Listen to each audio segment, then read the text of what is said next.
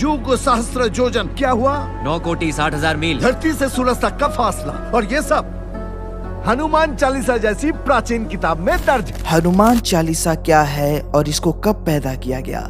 बहुत सारे हिंदू मानते हैं कि हनुमान चालीसा से भूत प्रेत जादू टोना हनुमान चालीसा में हर मुश्किल का तोड़ है, और ये इतना पावरफुल है कि कुछ लोग ये भी कहते हैं कि ज्यादा हनुमान चालीसा नहीं पढ़नी चाहिए क्योंकि इसके साइड इफेक्ट भी हैं। सबसे पहले ये जान लेते हैं कि ये मंत्रास वजूद में कब आए। तो 16वीं सदी के अंदर एक पोएट मौजूद था जिसका नाम तुलसीदास बताया जाता है। इसी ने इन मंत्रास को क्रिएट किया। अब इसको भी लेकर अलग अलग कहानियां हैं, क्या झूठ है क्या सच है वल्लाहु आलम, पर बताया जाता है कि इसने हनुमान चालीसा को 40 दिनों में लिखा। जब ये कैद में था तो इसने जो है 40 श्लोकास लिखे, और ये खुद हनुमान जी ने इसको सिखाया। बहुत सारे लोग मानते हैं, आई डोंट केयर हनुमान ने इसको सिखाया या किसी डीमन ने, पर इनका क्या सीन है कि इनको पता है कि हनुमान का सूरज खाना लोगों के लॉजिक के परे होगा, लोग समझेंगे नहीं उस चीज को, तो क्या करते हैं कि इसमें साइंस को घुसेड़ देते हैं। I mean, ये वही लोग हैं ना जिनके मुताबिक हनुमान ने सूरज खाने की कोशिश करी थी, एंड इसका जिक्र भी हनुमान चालीसा में मिलता है। जैसा कि ये श्लोक है, युग सहस्त्र योजन पर भानु लिलियो तही मधुर फल जानू। दैट्स मीन हनुमान जी ने एक युग सहस्त्र योजन की दूरी पर स्थित भानु यानी सूर्य को मीठा फल समझकर खा लिया था। अब ये वर्ड संस्कृत में जो इस्तेमाल हुआ है युग सहस्त्र योजन, ये कहते हैं कि इसमें जमीन से सूरज की दूरी बताई गई है, और ये अपनी कैलकुलेशन निकालते हैं और कहते हैं कि यहाँ एक युग का जो है 12,000 बनता है, और एक सहस्त्र का 1,000, और एक योजन का 8 माइल बनता है। अब जब आप इनको मल्टीप्लाई करोगे तो सूरज की दूरी हमको इतनी नजर आएगी, वो है 9 करोड़ 6 लाख माइल्स, जो कि 154 मिलियन किलोमीटर बनता है। और आज की रिसर्च के मुताबिक यही सूरज की दूरी है अर्थ से। पर एक चीज लोग भूल जाते हैं कि इसकी कोई फिक्स डिस्टेंस नहीं है।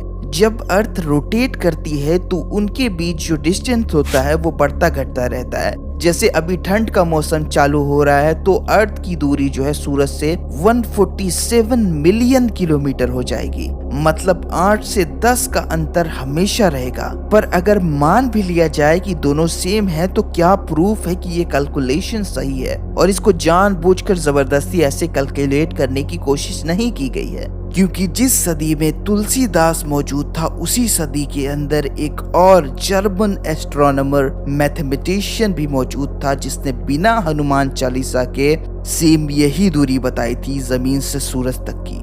और उसने सिर्फ यही चीज डिस्कवर नहीं की, कई चीजें करी। और ये जो बंदा था ये ना कोई हिंदू था और ना ही इंडिया से इसका कुछ लेना देना था। ये बात भी क्लियर कर दूं मैं आपसे, वरना पता चले कमेंट में अरे वो तो आया था हमारे पंडित जी के यहाँ सीख कर वो सारी चीजें गया था, ऐसा भी लोग क्लेम करने लग जाते हैं ना। तो ऐसा कुछ भी नहीं था, उसने अपनी रिसर्च के मुताबिक ये चीज बताई। इससे पहले भी कई और साइंटिस्ट गुजरे जिन्होंने इस चीज के ऊपर बात करी, तो ये कोई ढकी छुपी चीज नहीं थी।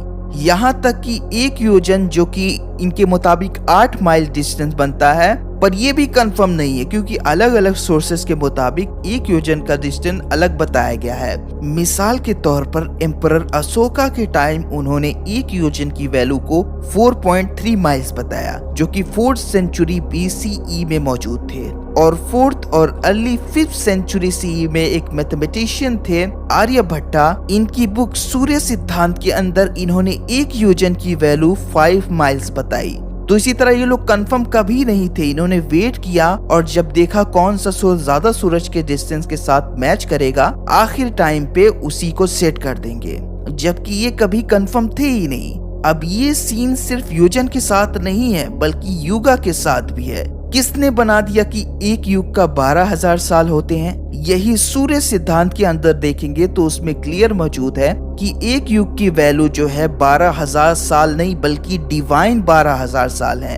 एक डिवाइन ईयर बनता है 360 साल, तो इस हिसाब से एक युगा 4.32 मिलियन ईयर्स बनता है। तो इसका यूज क्यों नहीं किया गया, क्यों 12,000 साल का इस्तेमाल किया गया? सिंपल सी बात है, क्योंकि 4.32 मिलियन ईयर्स आपको राइट आंसर नहीं देते। और यहाँ सबसे गलत चीज कि ईयर्स के अंदर इन्होंने जो यूनिट इस्तेमाल किया उसका सबसे बड़ा जो है मिस्टेक किया है, क्योंकि जब आप ईयर्स का इस्तेमाल करोगे तो उसकी यूनिट जो है टाइम बन जाएगी, क्योंकि ईयर्स को हम मंथ में, फिर डेज में, फिर हावर्स में, फिर मिनट में और सेकंड में चेंज करते हैं। तो ये तो टाइम का यूनिट हो गया। और आप टाइम का यूनिट किससे मल्टीप्लाई कर रहे हो? डिस्टेंस के साथ। तो टाइम इंटू डिस्टेंस, क्या डिस्टेंस होगा? जैसा कि आप कह रहे हो कि मल्टीप्लाई करने पर जो वैल्यू आ रही है 15 करोड़ 36 लाख किलोमीटर सूरज की पृथ्वी से दूरी, तो ये तो किलोमीटर में आएगी ही नहीं, क्योंकि इसका यूनिट तो टाइम इंटू किलोमीटर हो गया। तो ये तो बिल्कुल पूरी तरह से कोई डिस्टेंस है ही नहीं। यानी कि बस आपने इसको तोड़ मड़ोड़ कर बनाया कि वही वैल्यू निकले जो आप चाहते हो। और ये सारा नंबर्स का खेल है। बचपन में भी हम वो गेम्स खेलते थे ना, नंबर्स वाला, ये बिल्कुल वैसा ही है। तो इन्होंने जानबूझकर वही नंबर चूज किए जिससे कि राइट आंसर आ पाए, वो भी बिना साइंस का लॉजिक इस्तेमाल किए। खैर, बस इतना ही रखते हैं। उम्मीद है कि आपको वीडियो पसंद आई होगी। वीडियो पसंद आई है तो वीडियो को लाइक करें, वीडियो को शेयर करें। जो लोग अभी भी इन सब चीज़ों के बारे में बात करते हैं, अभी भी इनका प्राउड फील करते हैं इन सब चीज़ों से। बाकी चैनल को अगर आपने सब्सक्राइब नहीं किया तो सब्सक्राइब कर ले। मैं आपसे मिलूंगा फिर एक नई वीडियो में। God bless you all.